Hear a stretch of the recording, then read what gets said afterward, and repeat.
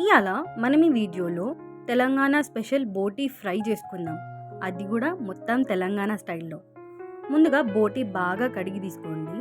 అందులో ఒక 2-3 పచ్చిమిర్చీలు, కొంచెమంత ఉప్పు వేసుకొని కుక్కర్ మూత పెట్టేసుకొని 3 విజిల్ వచ్చేంత వరకు ఉడికించుకోవాలి. చూడురి, ఇట్లా బాగా ఉడకాలి. ఇప్పుడు ఇది పక్కన పెట్టేసుకొని ఒక పెద్ద కడాయి పెట్టుకొని అందులో ఒక 3 స్పూన్లకు నూనె వేసుకోరి.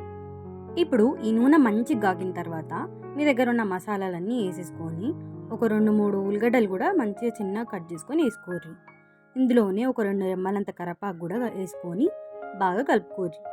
ఈ ఉల్లిగడ్డలు ఇట్లా మంచిగా వేగిన తర్వాత ఇప్పుడు ఒక ముద్దంతా అల్లం వెల్లిపాయ పేస్ట్ వేసుకోవాలి. ఈ అల్లం వెల్లిపాయ పేస్ట్ కూడా ఉల్లిగడ్డలకి మొత్తం కలిసేటట్టు బాగా కలుపుకోవాలి.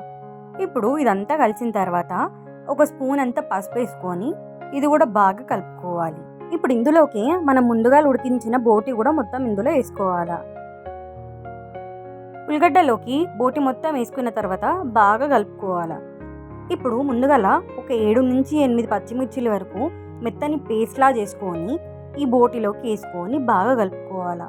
ఈ బోటిలోకి మనం ఎట్లాంటి కారం వేస్తలేం, మొత్తం పచ్చి కారంతోనే వేస్తున్నాం. ఈ బోటి కూర కొంచెం మగ్గిన తర్వాత ఇప్పుడు 2 స్పూన్లంత ధనియాల పొడి కూడా వేసుకొని బాగా కలుపుకోవాలి. ఇప్పుడు స్టవ్ని మీడియం ఫ్లేమ్లో పెట్టుకొని ఒక 10 నిమిషాల దాకా మంచిగా ఫ్రై చేసుకోవాలి.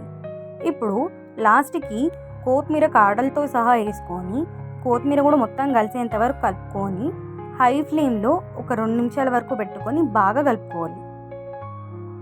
అంతే, ఇక స్టవ్ ఆఫ్ చేసుకుంటే అయిపోయి బోటీ ఫ్రై రెడీ. ఇది రైస్లో కానీ చపాతీలోకి కానీ చాలా బాగుంటుంది. కొంచెం అంత చపాతీలోకి బోటి కూర అట్లా తీసుకుంటే భర్పూర్ వినొచ్చు. రెసిపీ నచ్చిందా? అయితే సబ్స్క్రైబ్ చేసుకోరి. ఇట్లాంటి మంచి వీడియోలు ఇంకా మస్తు పట్టుకొస్తా.